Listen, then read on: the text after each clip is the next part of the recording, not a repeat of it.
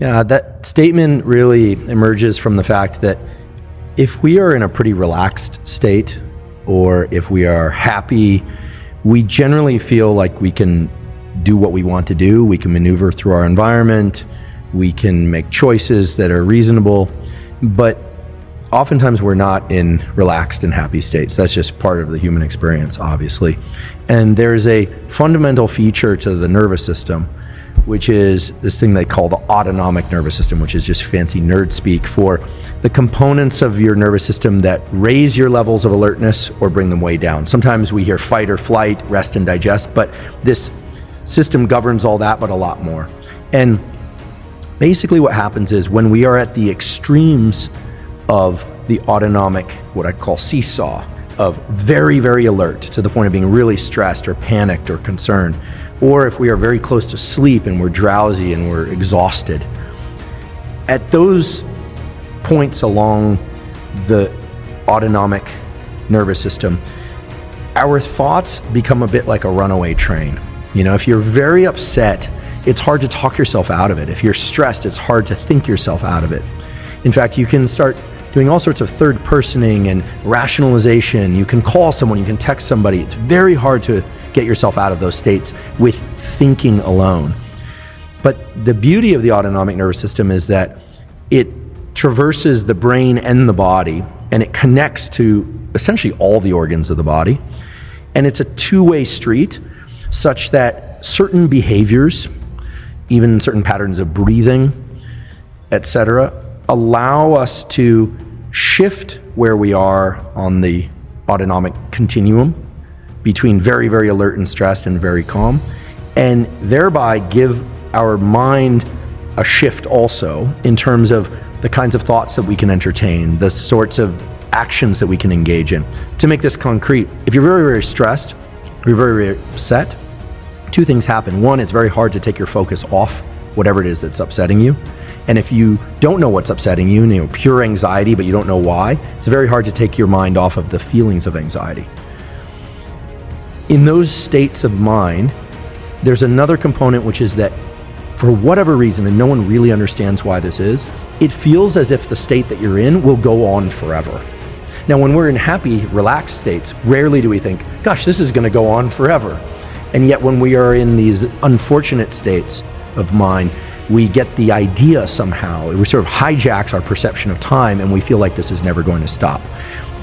If we turn to the body and certain behaviors, we talk about what those are, we are able to move ourselves along the autonomic continuum. And at that point, when we've done that successfully, and it's actually quite straightforward to do, we are able to think about things differently. We start to get a sense that the way we feel might not be the way we're going to feel forever. And it's in those shifts that we start to realize, my mind actually is not my best friend at these extremes, but there's a lot more to it. You're only getting the tip of the iceberg in those states. So that's why I say, if you can't control the mind with the mind, look to the body to control the mind. Absolutely. So let's take stress as an example, and this could be stress, panic, anxiety. Each one of those has a definition in medical terms, psychological terms, but to be fair, no one really knows how to draw the line in the brain between fear and stress and anxiety. But we can say with certainty that all of those states involve high levels of alertness, high levels of awareness, sometimes for things in our environment and sometimes just for what's going on internally. When we are stressed, anxious, afraid, waking up in the middle of the night, doesn't matter what triggered it, there are a couple basic things that happen to all of us. First of all, our heart rate quickens. That's kind of an obvious one. Fuel from our muscles and our liver is shuttled to particular organs of the body and away from others. In particular, fuel is shuttled towards the big muscles of the body to generate large movements. This is why we quake a bit when we're stressed. The hands will shake. It's preparing us we are prepared for movement. The shaking actually is the consequence of trying to not move when we are stressed. Basically, this is why taking a walk or a run, you actually feel like you can kind of dispel the stress.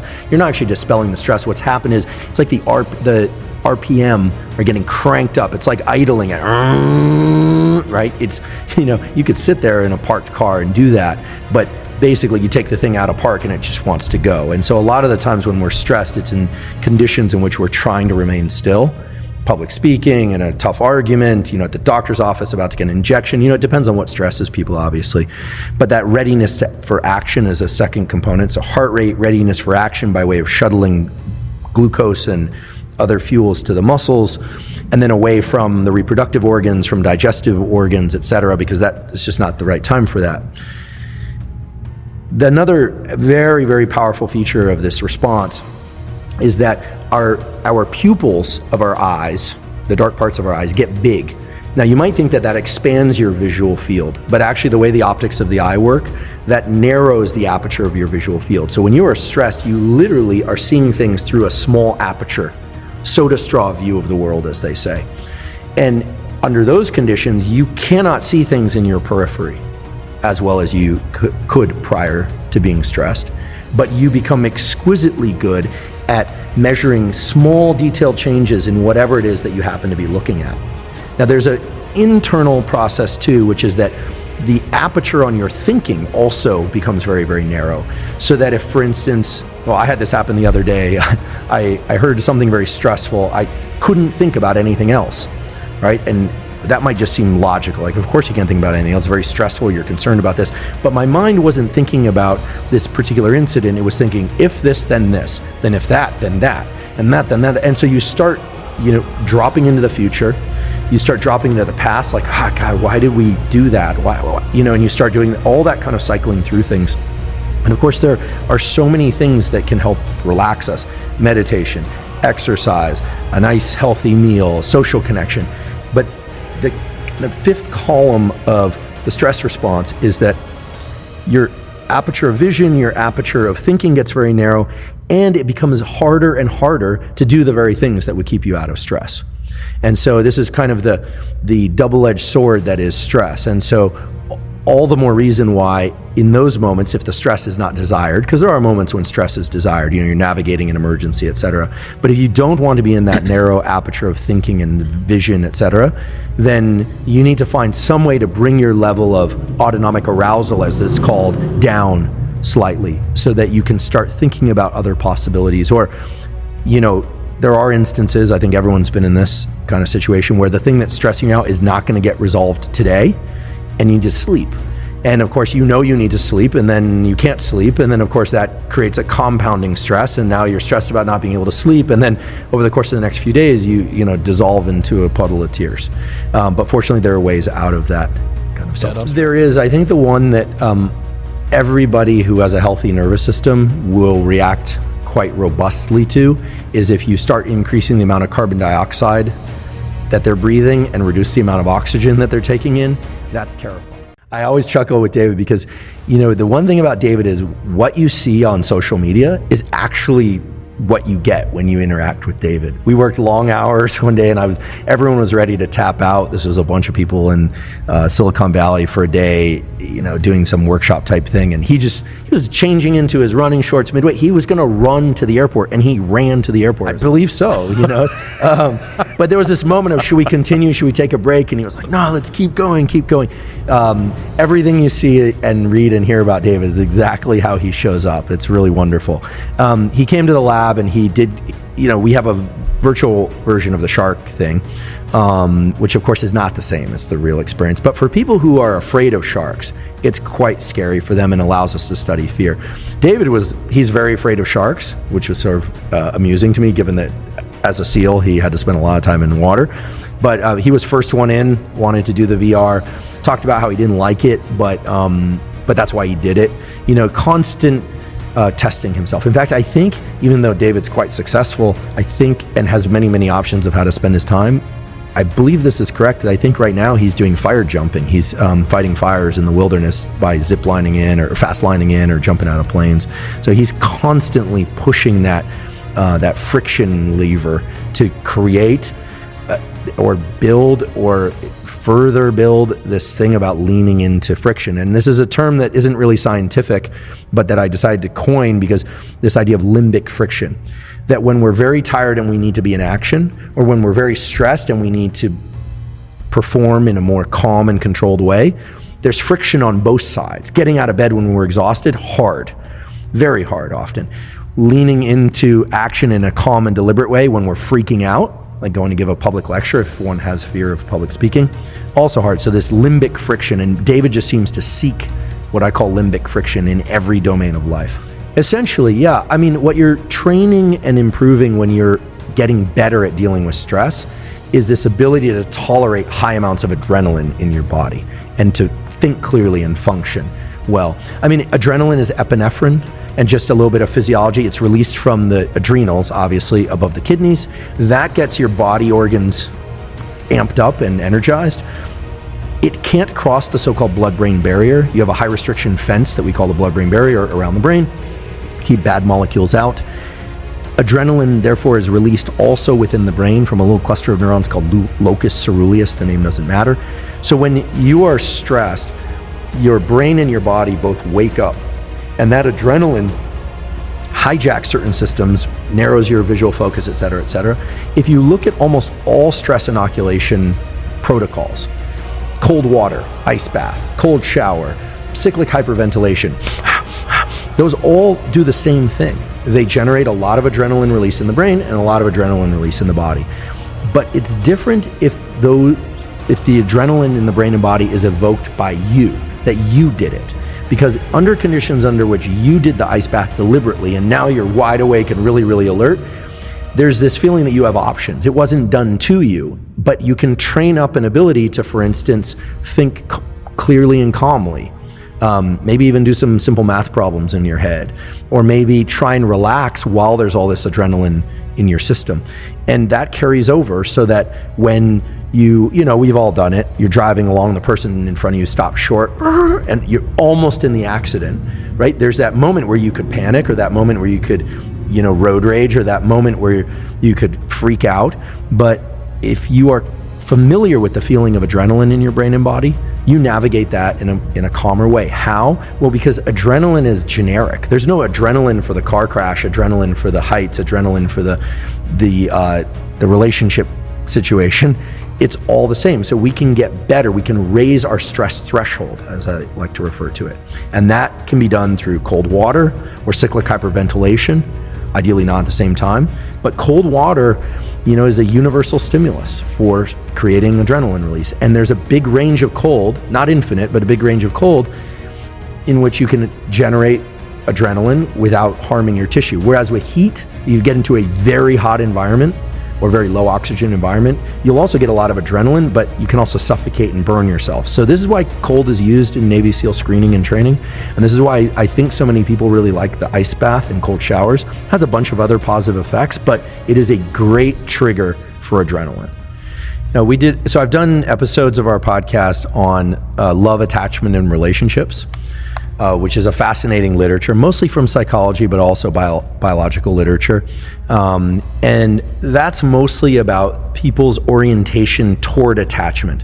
So there, just very quickly, there's the so-called secure attached style. This typically emerges in childhood when there's a very predictable caregiver-caree relationship between child and most often mother, but it can be father too or other caregiver. Just so happens that the classic experiments were done on mothers because this was in the 1970s and there weren't as many reverse role, homes, etc. There were some, but not as many as there are now. So that's one style of attachment. The parent leaves, the child gets a little distraught, but then can distract itself doing other things or just simply do other things because they have a high degree of intrinsic knowledge, not the thought, but intrinsic calm. The autonomic nervous system doesn't feel any need to ramp up because the mom returns.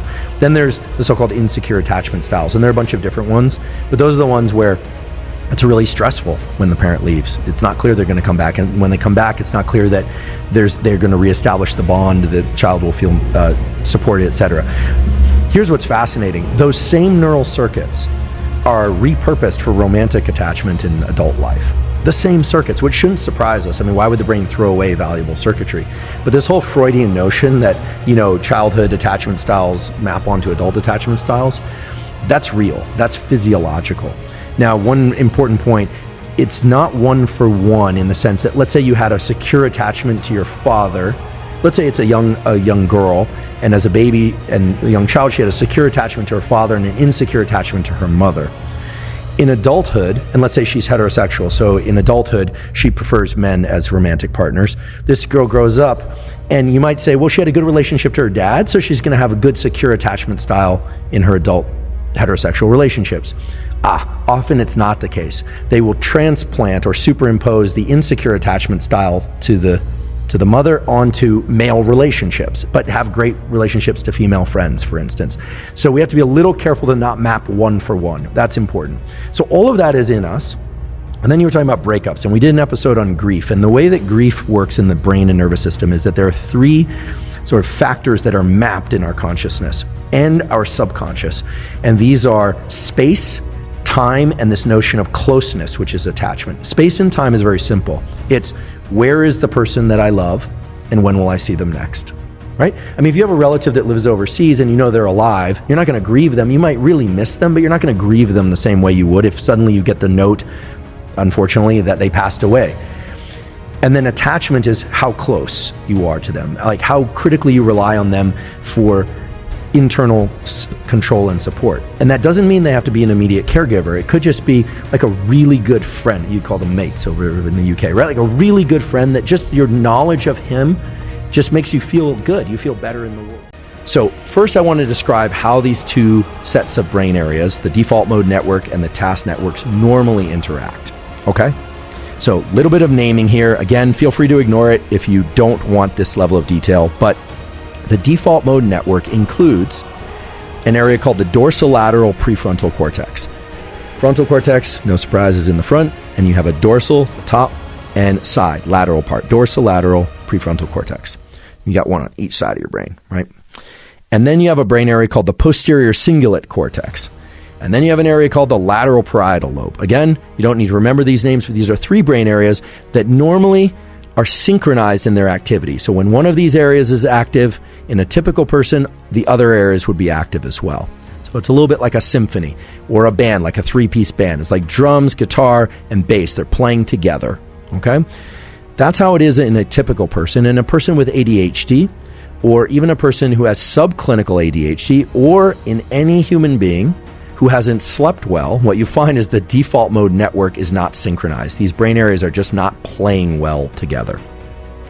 Now, the task networks include a different set of structures. It still involves the prefrontal cortex, but it's a different part of the prefrontal cortex, okay? Tends to be the medial prefrontal cortex.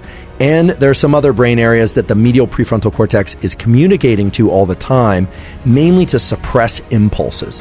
It's shutting down the desire to stand up or to scratch the side of your cheek or your nose if you're trying not to do that. Anytime you're restricting your behavior, these task-directed networks are very active, okay? Now, normally, in a person without ADHD, the task networks and the default mode networks are going in kind of seesaw fashion. They are actually what we call anti-correlated. So it's not just that they are not correlated, they are actually opposing one another. They are anti-correlated. In a person with ADHD, the default mode networks and the task networks are actually more coordinated. That might come as surprising. I think that we all have this tendency to kind of jump to conclusion and assume that somebody who doesn't have an easy time paying attention or has ADHD, that their brain must be completely incoherent, that it's not working well and because everything's out of whack. But there's something interesting about people with ADHD whereby the task networks and the default mode networks are actually working together in a way that's correlated, and that is what's abnormal. So this would be like the guitar, bass, and the drums playing together in a way where the bass isn't keeping the backbeat and the drums aren't keeping the backbeat, that they're playing together, they're all playing the melodies and harmonies in a way that just doesn't sound right. That's what's going on in the brain of somebody with ADHD. And we can now confidently say, based on brain imaging studies, that when somebody gets better when they're treated for ADHD or when they age out of ADHD, as sometimes is the case, that the default mode networks and the task networks tend to become anti-correlated again, okay? So that's the underlying neurobiology, but you'll notice that I didn't mention dopamine at all. What dopamine is doing in this context is dopamine is acting like a conductor. Dopamine is saying this circuit should be active, then that circuit should be active. It should be default mode network, and then when the default mode network is not active, then it should be the task network. So it's really acting as a conductor saying, you go, now you go, now you go, now you go. And in ADHD, there's something about the dopamine system that is not allowing it to conduct these networks and make sure that they stay what, the engineers or physicists or mathematicians would say out of phase, to be anti-correlated. Okay? Out of phase and anti-correlate, essentially the same thing, at least for purposes of this discussion. So that raises two questions. Could it be that dopamine is not at sufficiently high levels? Or could it be that dopamine is just doing it all wrong? In other words, is there no conductor, or is the conductor playing with like little tiny toothpicks, and so the instruments can't see what they're supposed to do? They can't get the instruction because it's just not loud enough, so to speak. Or could it be that the information is getting out, but the information that's getting out is wrong? The conductor is there, but the conductor isn't very good at conducting. Now, we can gain insight into how this system works and fails, and how to treat it, by looking at some of the current and previous treatments for ADHD, as well as some of the recreational drugs that people with ADHD tend to pursue and like. Now, I'm certainly not a proponent of people with ADHD taking drugs recreationally. That's not what this is about. But if you look at their drug-seeking behavior and you couple that drug-seeking behavior to their desire to remedy their attention deficit,